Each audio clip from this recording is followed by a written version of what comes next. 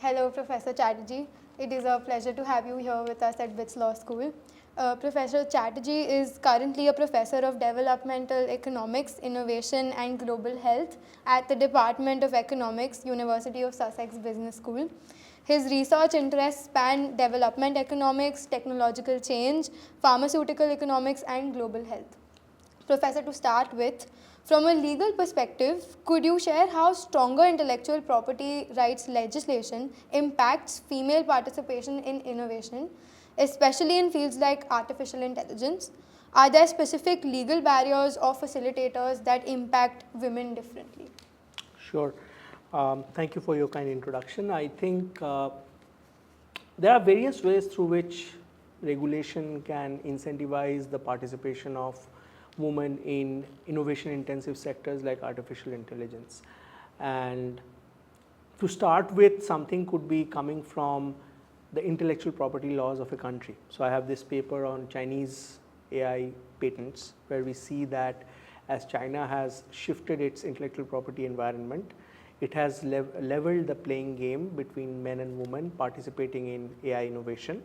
Because more multinationals are coming in, they are setting up more gender-friendly norms in workplace practices.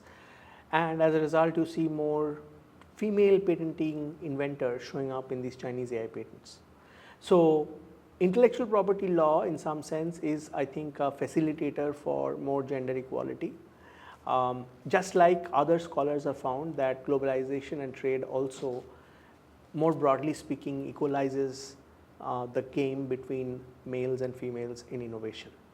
But IPR law is not enough. You have to also have some concomitant things happening in the regulatory ecosystem to make sure that it's a sustainable change in the equilibrium. So, for example, if you complement IPR laws with contractual laws or land ownership laws or property rights laws, that speaks to more power in the female empowerment in the society.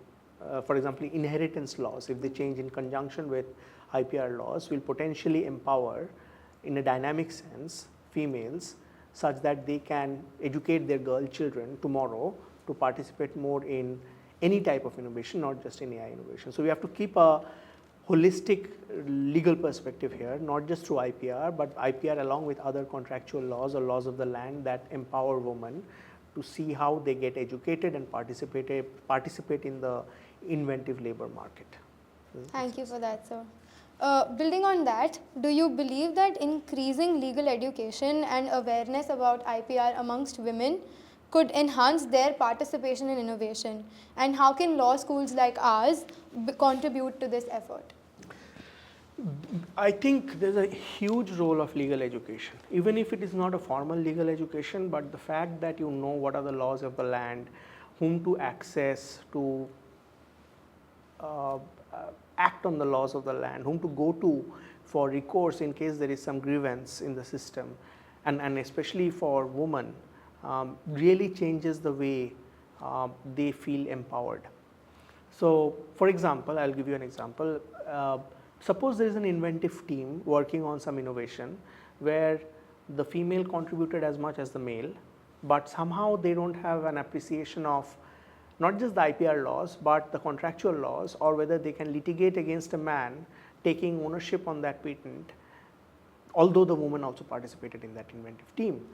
Now, if there was legal education with this lady, then they may be able to go to the relevant laws of the land to take the entity, the man who may have done the discrimination, to enhance the possibility of them participating in that inventive team.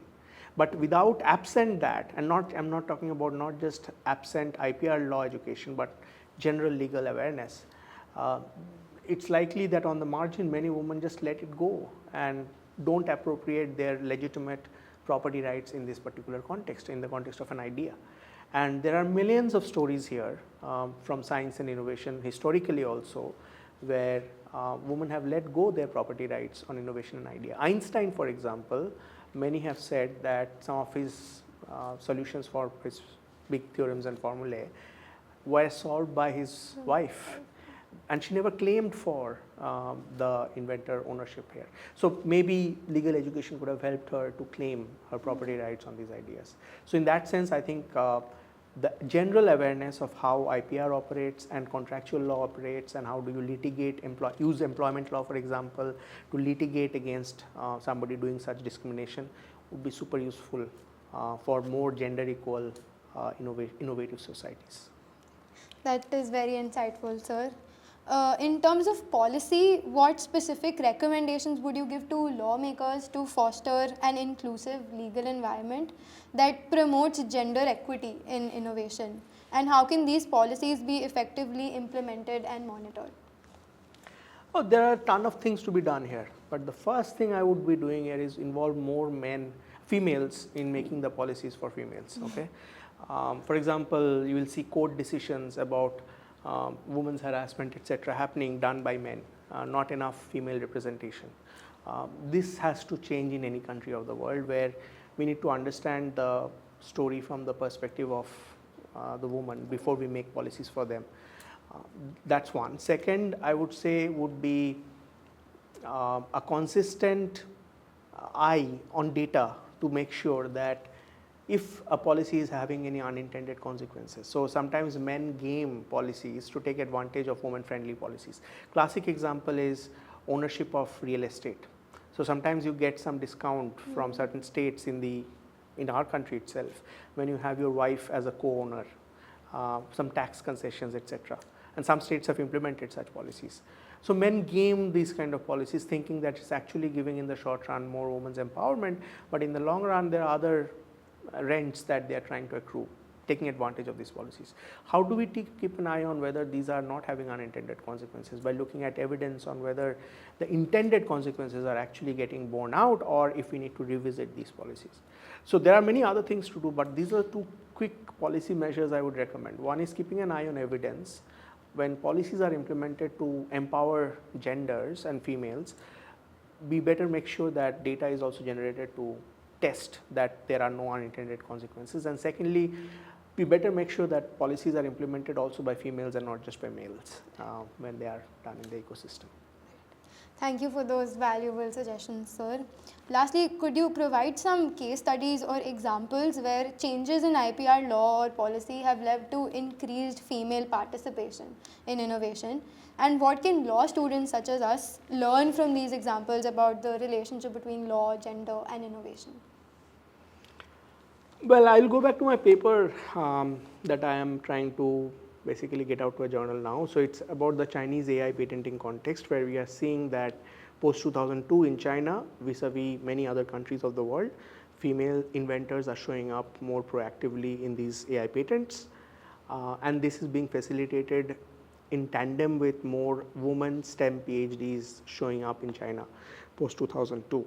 So at a country technology time level, despite all kinds of robustness checks, these results are holding together pretty strongly.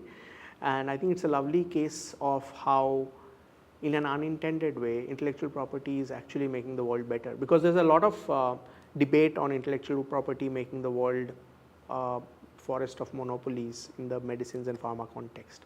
But there are sometimes unintended positive consequences of stronger intellectual property, with the China case study showing to us. I think that's one quick example to give you in terms of a case study on IPR and law and gender and technology. Right. Thank you so much, Professor Chatterjee, for sharing your expertise with us today. Your insights have given us a deeper understanding about the critical intersection between technology, intellectual property rights, innovation, and gender equity. We appreciate your valuable contributions to this important conversation, and we look forward to applying these learnings in our legal studies and beyond. Thank you, Stuti, and thanks to the BITS Law School and to BITS, BITSOM and BITS TESS, and keep up the good job.